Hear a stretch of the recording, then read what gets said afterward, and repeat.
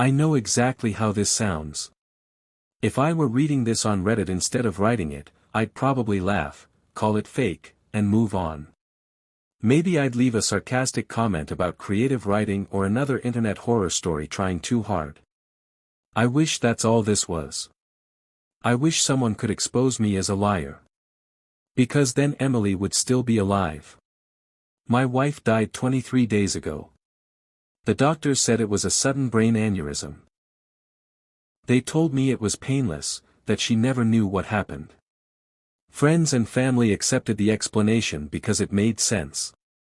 Healthy people die unexpectedly every day. It's tragic, but it happens. What they don't know is that Emily started changing weeks before she died. Not while she was awake. Only when she slept. At first it seemed harmless. Emily had always talked in her sleep. We'd been married for 6 years, and I'd grown used to waking up in the middle of the night to hear her mumbling nonsense. Sometimes she'd ask where the cat was, even though we never owned one. Once she burst into laughter so loudly that it scared both of us awake. We'd joke about it over breakfast. It was cute. Until it wasn't. About a month before she died, I woke up one night because I felt like someone was staring at me. The room was completely dark except for the faint glow of the digital alarm clock. 3:17 a.m. I turned toward Emily. She wasn't looking at me. Her eyes were closed. She was asleep. But she was smiling. Not the kind of smile people make after a pleasant dream. This smile looked deliberate. It was perfectly still. Perfectly symmetrical. Like someone had carefully positioned every muscle in her face. I whispered her name. Emily. No response. I touched her shoulder. Nothing. She didn't move. Didn't twitch. Didn't even breathe differently. She simply lay there with that impossible smile stretched across her face. Then the clock changed. 3:18. The smile disappeared instantly. Not slowly. Not naturally. 1 second it was there. The next second her face relaxed completely, as though someone had erased the expression with the flip of a switch. The next morning I almost mentioned it. But what was I supposed to say? Hey, you smiled weirdly while sleeping last night. It sounded ridiculous. So I kept quiet. The following night I woke up again. 3:17. There it was. The same smile. Exactly the same. By the fourth night, I wasn't waking up by accident anymore. I was staying awake. Every evening I'd tell myself I was imagining things. Every night the clock proved me wrong. Always 3:17. Never earlier. Never later. She never remembered any of it. I finally decided to record her. Not because I thought anything supernatural was happening. I just wanted proof that I wasn't exhausted or hallucinating. I propped my phone against a stack of books on the dresser and hit record before going to bed. The next morning the video was there. 10 minutes long. I pressed play. Everything looked normal until the timestamp reached 3:17. Then the image froze. The video kept playing. The timer continued moving. But the picture never changed. Emily remained lying perfectly still. Except she wasn't smiling anymore. She was looking directly into the camera. Eyes wide open. I stopped breathing. That couldn't be possible. I'd watched her all night. She had never opened her eyes. I replayed it. Same thing. Again. Same thing. A frozen frame of Emily staring straight into the lens with an expression I can't describe. It wasn't anger. It wasn't fear. It looked like recognition. As though she knew someone would eventually watch the recording. I deleted the file immediately. I told myself phones glitch all the time. Corrupted videos happen. Technology fails. People see patterns where none exist. I almost believed myself. Until the next night. Once again, 3:17. Emily smiled. Only this time her lips began moving. Tiny movements. Almost impossible to notice. She wasn't speaking to me. She wasn't dreaming. It looked like she was quietly holding a conversation with someone standing beside my side of the bed. I leaned closer, trying to hear. The room suddenly felt freezing. My skin erupted in goosebumps. The digital clock flickered. 3:17. Then again. 3:17. The seconds had stopped moving.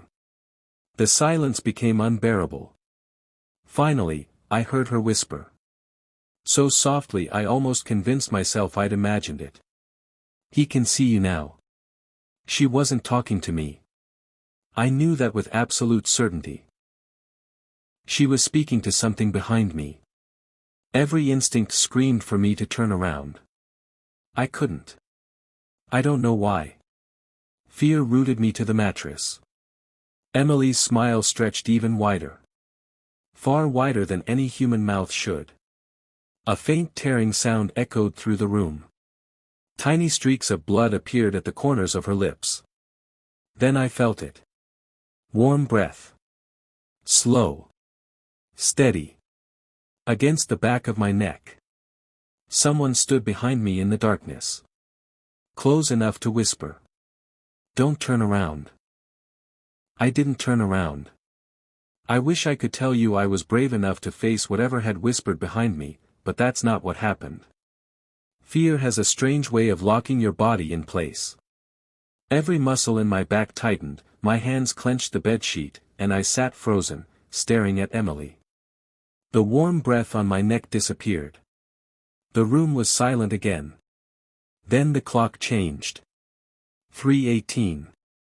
Emily's smile vanished instantly. The blood at the corners of her mouth was gone.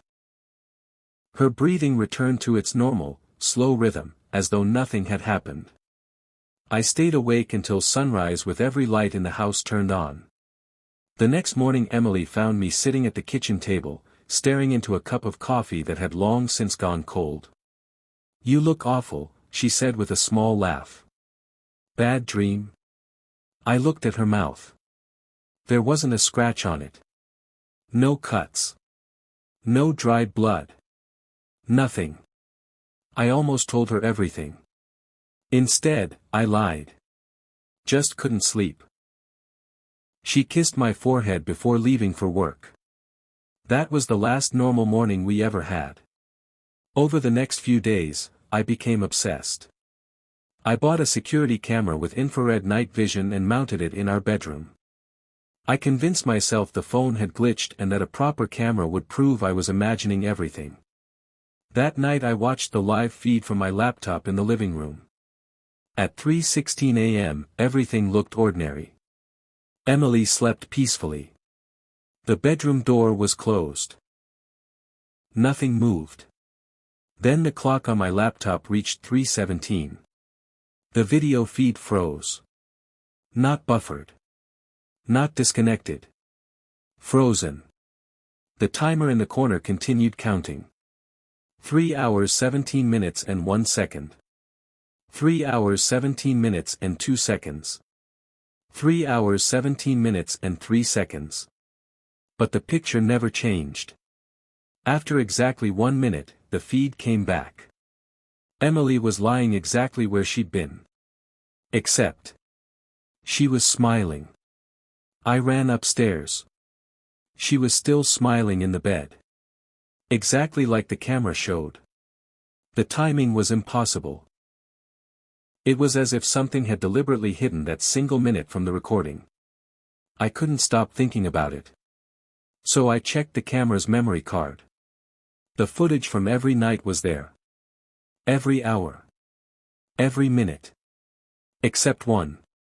Every recording skipped from 3 hours 16 minutes and 59 seconds directly to 3 hours and 18 minutes. Not corrupted. Not damaged. Simply, missing. Exactly 60 seconds. Every single night. Sleep became impossible. Whenever Emily drifted off, I'd watch her. She never smiled before 3:17. Never after. Always during that missing minute. I started hearing things around the house. Footsteps upstairs while we watched television downstairs. Cabinet doors closing on their own. Soft knocks from inside the walls. Whenever I investigated. Nothing. Emily never noticed. Or if she did, she pretended not to. One evening I asked if she'd been feeling different lately. She looked confused. What do you mean? Bad dreams? Sleepwalking? Hearing voices? She laughed. No. Why? I almost answered. But something stopped me. Not fear. Something else. A strange certainty that I wasn't supposed to tell her. As if someone was listening. That night I made another mistake. I set an alarm for 3:16 and promised myself I'd finally turn around if I heard the whisper again. When the alarm buzzed, I opened my eyes immediately. Emily was asleep beside me. The room was quiet. 3:16. 30 seconds later. She smiled. Exactly on time. Then she spoke. Not a whisper this time. A clear sentence. He's watching you. I forced myself to breathe. Slowly. Carefully. I counted to 3. 1. 2. 3. I turned around. There was no one there. Only darkness. The bedroom door stood slightly open. I was certain I'd closed it before bed. Beyond the doorway stretched the hallway. Empty. Silent. I almost laughed. Maybe this was all stress after all. Then I noticed something. At the end of the hallway. A figure. Perfectly still. Too tall. Its head almost touched the ceiling. I couldn't make out a face. Only a darker shape within the darkness. Watching. It didn't move. Neither did I. Then, slowly. It raised one impossibly long arm. Not to wave. Not to threaten. Just one crooked finger. Pointing. Not at me. At Emily. Behind me. The bedroom door slammed shut so violently the entire house shook. I spun back toward the bed. Emily was sitting upright. Eyes still closed. Still asleep. Still smiling. And in a voice that wasn't hers, she said. You weren't supposed to look. The room fell silent. Then someone knocked. 3 slow knocks. From underneath the bed. I didn't answer the knocking. 3 slow taps echoed from beneath the bed. Knock. Knock. Knock. Every instinct screamed at me to run, but Emily was still sitting upright beside me. Her eyes remained closed, her smile unnaturally calm. Then she whispered, almost gently, "It's waiting." The knocking stopped. The silence that followed felt heavier than the sound itself. I reached for the bedside lamp and switched it on. Warm yellow light flooded the room. Emily collapsed back onto the pillow as though someone had cut invisible strings holding her upright. Her face relaxed into a peaceful expression. The space beneath the bed was empty. At least, it looked empty. I knelt down and shined my phone's flashlight underneath. Dust. A missing sock. A cardboard storage box. Nothing that could have made those deliberate knocks. Still, I couldn't shake the feeling that I'd interrupted something. The next morning I called in sick. I told Emily I had a migraine. She kissed my cheek and left for work without asking questions. The moment I heard her car disappear down the street, I searched the entire house. Every closet. The attic. The basement. I even measured the space beneath our bed. There wasn't enough room for an adult to hide there. By noon I'd convinced myself I was chasing shadows. Then I remembered the security camera. Instead of watching the footage, I checked the audio waveform. The 1-minute gap at 3:17 was still there. But something caught my eye. Just before the recording disappeared, the audio spiked sharply, as though an impossibly loud sound had occurred. The software couldn't play it. It displayed only a warning. Unsupported audio frequency. I had never seen that message before. That evening I visited the neighbor across the street, Mrs. Holloway. She'd lived there for nearly 40 years and knew everything about the neighborhood. When I casually asked if anything unusual had ever happened in our house, her smile faded. "You've started hearing things, haven't you?" she asked. I hadn't mentioned hearing anything. I stared at her. She looked past me toward my house. I hoped it had finally stopped. Before I could ask another question, she quietly closed the door. That night I didn't wait for 3:17. I sat in the hallway outside our bedroom with every light on and the security camera recording. When the clock reached 3:16, the lights flickered. Only once. Just long enough for the hallway to plunge into darkness. When they returned, every family photograph hanging on the wall had shifted. Not fallen. Not tilted. Turned. Each frame now faced the bedroom door. As if every smiling face was watching it. Watching us. I slowly looked toward the bedroom. The door was open. I was certain I'd left it closed. Inside, Emily slept peacefully. Then she smiled. The house became perfectly silent. No refrigerator hum. No ticking clock. No wind outside. Nothing. For one impossible minute, it felt as though the entire world had stopped breathing.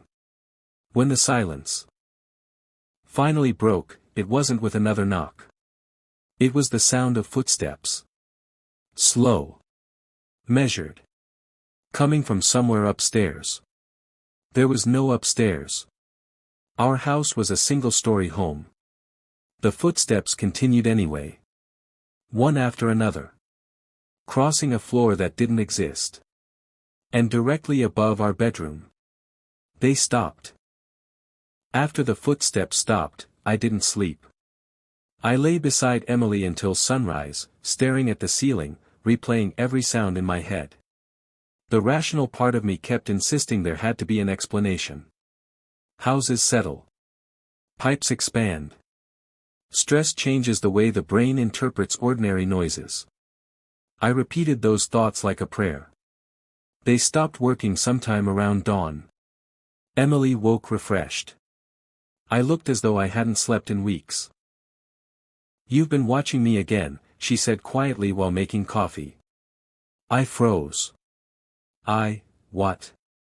She smiled, though it wasn't the smile I'd come to fear. "I keep waking up feeling like someone's staring at me." I forced a laugh. "Bad dreams?" "Maybe." But she didn't sound convinced. That afternoon, while Emily was at work, I searched through every document from when we bought the house. Most of it was ordinary paperwork, inspection reports, permits, repair receipts. Then I found an older survey folded between 2 pages. The measurements didn't make sense. According to the exterior dimensions, the house should have been nearly 4 feet longer than the interior. I measured everything twice. Then 3 times. The numbers never matched.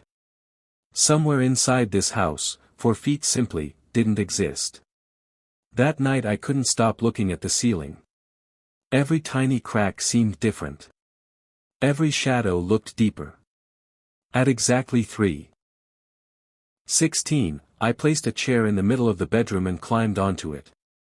My fingertips brushed the paint. Cold. Much colder than the rest of the room. Emily stirred behind me. "You shouldn't," she murmured in her sleep. I turned. Her eyes were still closed. She hadn't moved. Slowly, I looked back at the ceiling. For just a second, I thought I saw the plaster bulge inward. As if someone had pressed a hand against it from the other side. I blinked. The ceiling was flat again. The next morning I bought a thermal camera. I told the cashier I suspected poor insulation.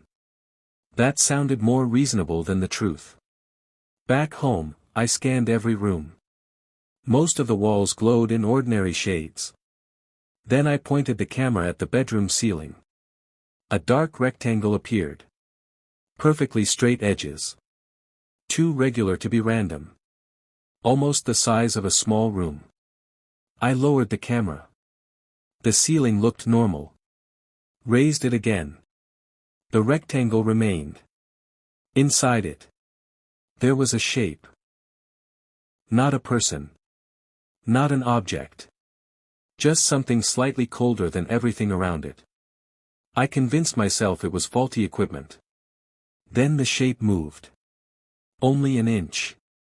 But enough that I knew I hadn't imagined it. That evening Emily barely touched her dinner. "You ever feel like you've forgotten something important?" she asked. "What do you mean?" "I keep thinking someone is supposed to be living here." The fork slipped from my hand. "We're the only ones here." "I know." She rubbed her temples. "It's stupid."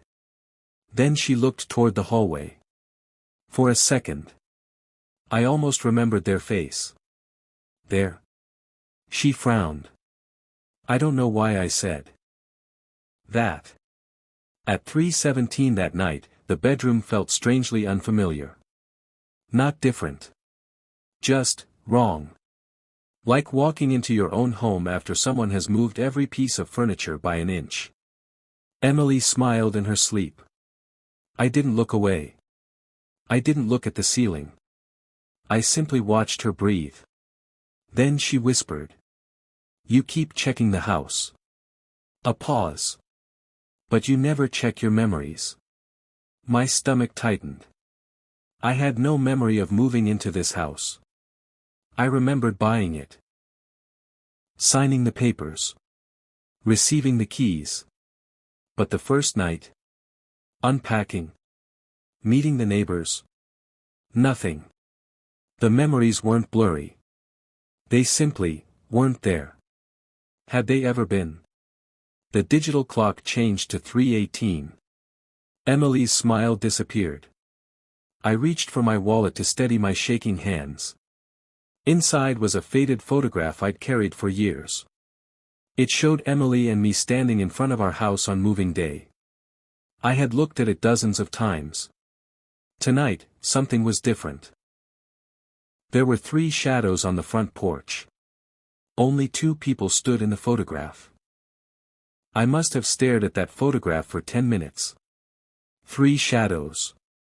2 people. The afternoon sun was behind us, casting long silhouettes across the front porch. Mine was there. Emily's was there.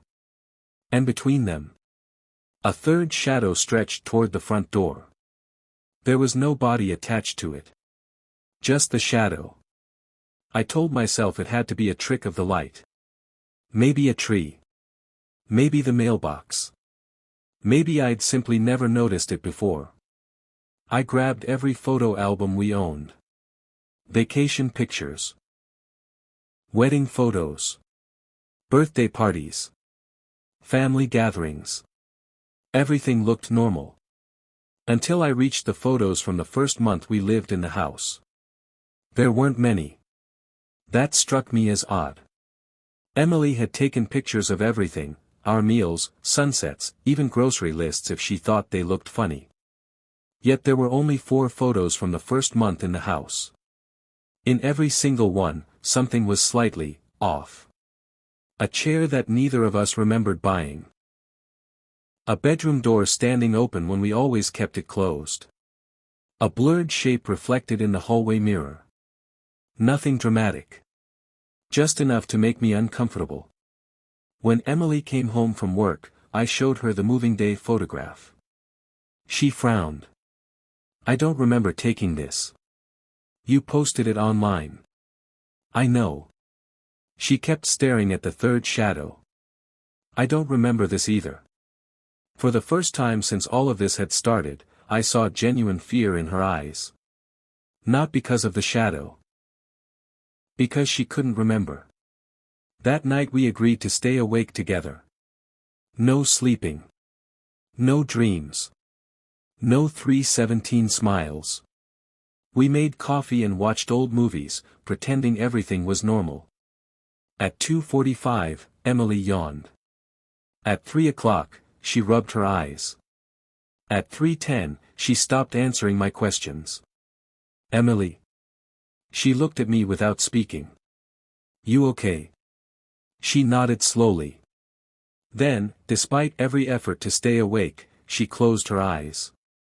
Within seconds she was asleep on the couch. The clock read 3:16. No. I gently shook her shoulder. Nothing. Her breathing became slow and steady.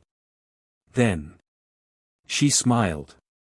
Exactly the same smile. Even though we weren't in the bedroom. Whatever was happening wasn't tied to the house alone. It was tied to her. Or to us. The lights flickered. Not off. Just once. Long enough for the room to darken. When they returned, Emily was no longer facing me. She was sitting upright. Still asleep. Facing the hallway. Listening. So you can hear it too, she whispered. I followed her gaze. The hallway was empty. At least, it looked empty. There was a strange feeling I couldn't explain, as though the darkness at the far end wasn't merely the absence of light. It felt occupied. I blinked. The sensation disappeared. At exactly 3:18, Emily collapsed back against the couch. She opened her eyes. What happened? You fell asleep. I dreamed about someone. My pulse quickened. Who? I never saw their face. What did they want? She hesitated. They kept asking why we'd forgotten them. A chill settled over the room. Neither of us spoke for several minutes. The following morning, I searched through our storage boxes in the garage. Near the bottom of one carton I found an old notebook. It belonged to me. The handwriting was unmistakable. Yet I had no memory of writing any of it. The first pages contained shopping lists and work notes. Then the entries changed. Short. Uneven. Written as if I'd been in a hurry. Don't stay awake after 3:16.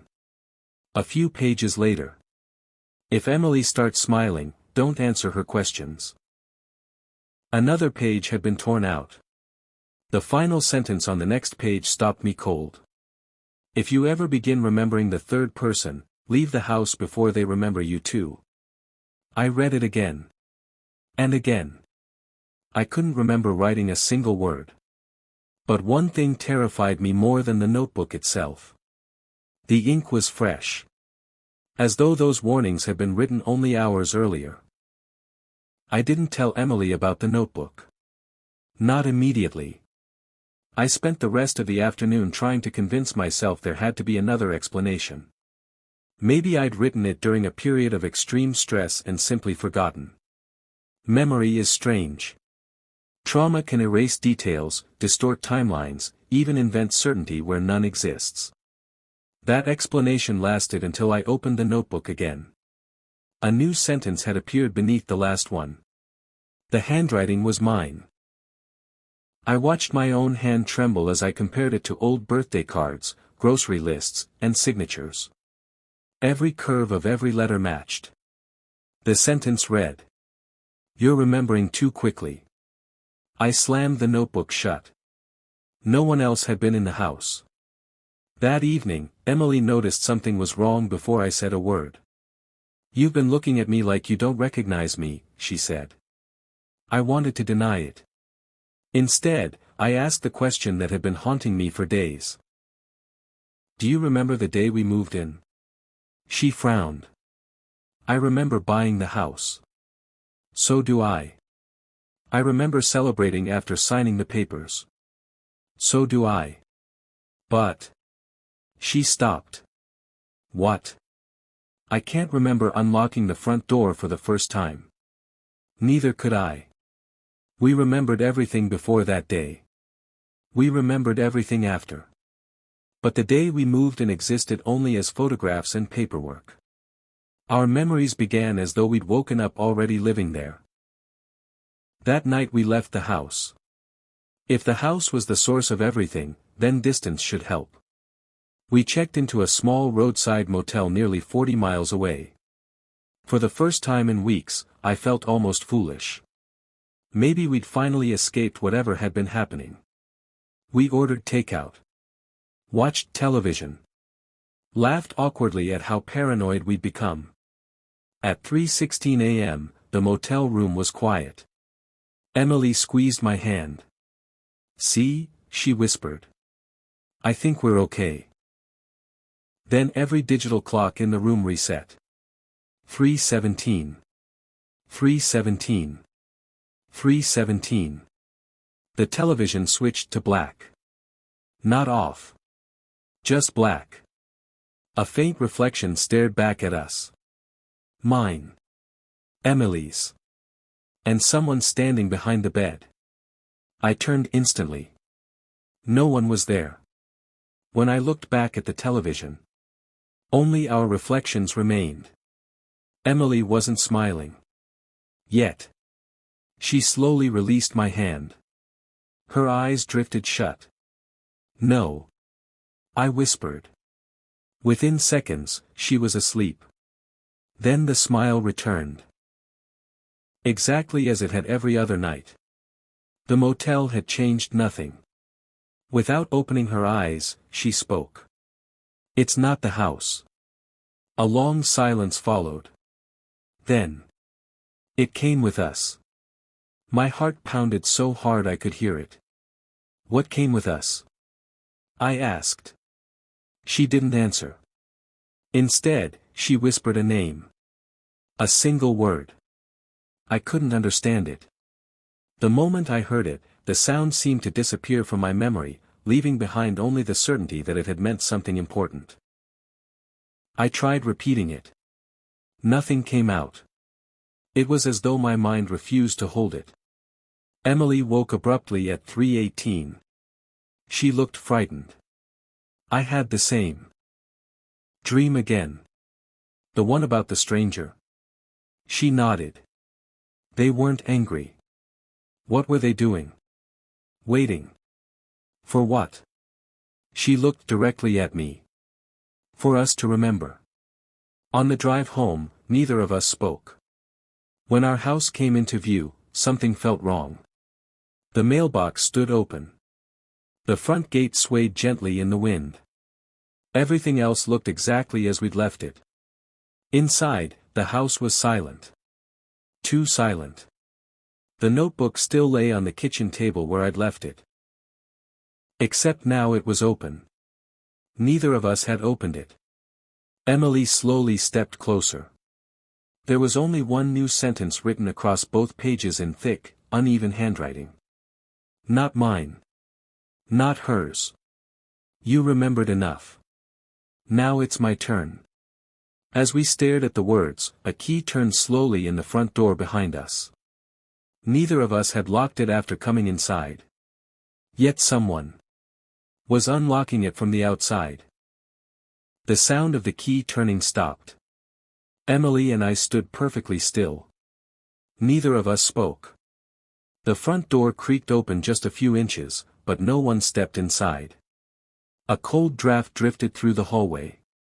Then the door slowly closed again. No footsteps. No voice. Nothing. It felt less like someone had entered our home and more like someone had confirmed we were still there. I forced myself to lock every door and window. Emily sat silently at the kitchen table, staring at the notebook. I know why I couldn't remember, she whispered. I looked at her. I've been dreaming about the same place every night. What place? A room with no windows. She rubbed her temples. I thought it was a dream, but I don't think it was. She described a narrow room above our bedroom. An empty chair. A single light hanging from the ceiling. And someone sitting across from her. Not speaking. Just watching. They kept asking me one question. What question? She swallowed. If you could forget the worst day of your life, would you? Over the next few hours, memories returned in fragments. Not supernatural memories. Human ones. The day we moved into the house, we hadn't arrived alone. Emily's younger brother, Daniel, had been helping us unpack. Late that evening he climbed into the unfinished attic to check a leak we'd noticed during the inspection. A rotten support beam gave way. He fell. The ambulance came. The police came. But Daniel never left the house alive. The shock shattered us. Months of grief blurred together. Our minds buried that day so deeply that every memory connected to it faded with it. The house became less frightening than the truth we'd refused to face. Emily began crying. Not because she had finally remembered. Because she'd forgotten him. I forgot my own brother, she whispered. I held her hand. You didn't choose to. We both did. The notebook suddenly made sense. The warnings. The missing memories. The strange feeling that someone else belonged in every photograph. Our minds had kept trying to protect us from unbearable grief. But grief has a way of waiting. No matter how deeply it's buried. That night, neither of us slept. At exactly 3:17 a.m., nothing happened. Emily didn't smile. The clocks kept ticking. The lights stayed on. The house sounded like an ordinary house again. For the first time in weeks, the silence felt peaceful instead of threatening. 2 days later, we visited Daniel's grave. We stood there for a long time without speaking. Emily placed a small bouquet of white flowers beside the headstone. I'm sorry, she whispered. I remembered. The wind stirred gently through the trees. For the first time since all of this began, the crushing weight in my chest eased. Not because the pain disappeared. Because we finally stopped running from it. It's been 3 weeks since then. Emily is gone now. The doctors still say it was a brain aneurysm. Maybe they're right. Maybe everything that happened afterward was the mind. Trying to make sense of a loss too large to understand. Trauma can distort memory. Grief can make ordinary events feel impossible. I tell myself that every day. But there's one thing I can't explain. Last night, while packing away old photographs, I found the moving day picture again. There are still only 2 people standing in front of the house. Only 2 shadows stretch across the porch. The third shadow is gone. I should have felt relieved. Instead, I noticed something I'd somehow missed every other time. Written in tiny letters on the back of the photograph, in handwriting that belongs to neither me nor Emily, was a single sentence. Thank you for remembering me. Maybe someone played an elaborate trick. Maybe grief rewrote my memories. Or maybe some doors don't lead to haunted rooms. Maybe they lead to the parts of ourselves we've locked away because the truth hurts too much. I don't know which explanation scares me more. If you've read this far, do me one favor. Tonight, when you wake up in the middle of the night, don't check the time. Some things become much harder to forget once you know exactly when they begin. The end.